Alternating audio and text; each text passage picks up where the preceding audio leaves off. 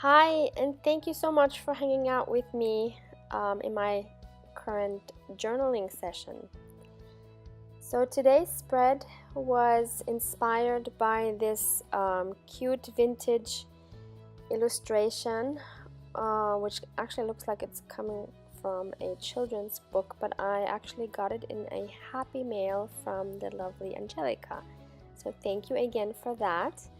And I decided to cut this image out and then to back it with some cardstock because I wanted to make a kind of a tag like thing out of a tag or a card, I don't know what you want to call it. And I decided to use my corner punch to make the corners look nice. And then I make a secretarial pocket to stick it into. And while you watch me continue making that, I just wanted to briefly let you know that what I'm journaling about on this page is inspired by a quote that I choose later on, which says, "Be brave." And so I liked it in combination of being brave as an artist, basically, because a lot of times, I mean, I don't know if you feel the same way, but sometimes it's kind of scary to just create something because the fear of failure and all that.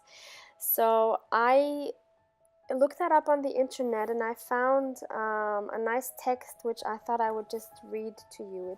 It's very short, so I thought you might enjoy this as well. So it starts off with a quote by Nelson Mandela saying, "I learned that courage was not the absence of fear, but the triumph over it. The brave man is not he who does not feel afraid, but he who conquers that fear." And then the text goes on. There's a fallacy that artists never feel fear.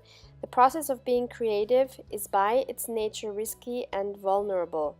Making art means declaring your worth and claiming other people's attention, and it doesn't get much scarier than that. The more I learn about myself and my creative fears, the more I realize that the only thing I should really fear is not showing up at all. It feels dangerous to show up, but it's not as terrifying as thinking at the end of our lives, what if I had shown up? What would have been different? Perhaps our biggest fear should be using fear to opt out of our most potent creative challenges altogether. So I really liked that, and it really does inspire me to just keep creating. Whether it's good or bad or whether I like it or not is not the point. The point is to enjoy the process and to keep learning while you keep creating. And that's what I'm trying to do. So yeah, I don't know, let me know what you think about the topic. Can you relate to it at all? So now going back to the spread that I'm doing. So yeah, I've made the pocket on the one side. I sewed on a little fabric scrap that I had from a secondhand store, from a little tablecloth which I cut up and which had this very cute flower embroidered on it. So now here you see me going through my quotes on my vellum sheets, and at first I couldn't decide between should I go to be yourself or should I take the be brave, and as you know from the spoiler before, I took the be brave. And so I put that onto the tag on the top, and then I decided to sew around that as well. I don't know, I'm so obsessed with sewing on paper. It's just so much fun. And a really cool thing that I've done recently, and I saw this in another video, I think it was by Mrs. What is her name? Mrs. Krog or Mrs. Cogs or something like that.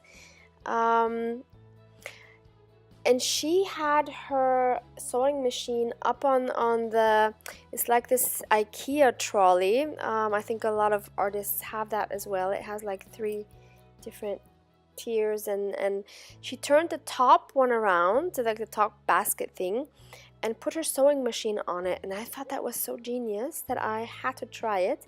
And I love it. I really love it because this way I can just wheel it anywhere I need it and don't have to always pack it and unpack it.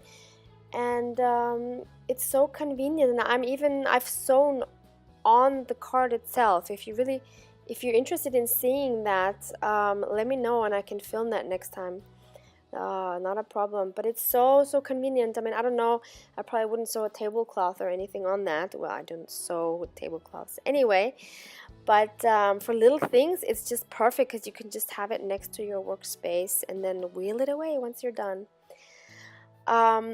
Yeah, so here I just wanted to add a little bit more color, but I had a problem putting it on the page because there wasn't enough space in the width of it. So I was trying to figure out how I could attach it so that you could read both sides. And in the end, I just attach it on the back side basically. And that worked out nicely.